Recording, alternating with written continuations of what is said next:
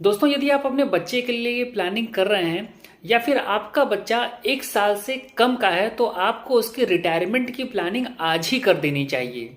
आपको मात्र 50,000 रुपया वन टाइम किसी भी निफ्टी 50 के डायरेक्ट प्लान में इन्वेस्ट कर देना है अपने बच्चे के रिटायरमेंट के लिए। निफ्टी 50 इंडेक्स फंड या फिर निफ्टी 50 का ETF चुनते वक्त आपको ध्यान यह रखना है कि इसकी एक्सपेंस रेशियो कम हो और साथ में यह डायरेक्ट हो। अब बात करते हैं कि ये 50,000 रुपया आपके बच्चे के रिटायरमेंट के समय यानी कि जब वो 60 साल का हो जाएगा तो वो बढ़ करके कितना हो जाएगा। तो यहाँ पर मैंने एक एक्सेल शीट बनाई हुई है जहां पर मैंने कैलकुलेट किया है कि 17% CAGR से बढ़ते हुए यह अमाउंट कितना हो जाएगा। अब आप सोच रहे होंगे कि ये 17% CAGR मैंने क्यों लिया है। तो निफ्टी 50 का जो हिस्टोरिकल TER है वो 17% का निकल के आता है, इसीलिए हमने 17% CAGR का रिटर्न लेते हुए ही एक्सेल शीट बनाई है।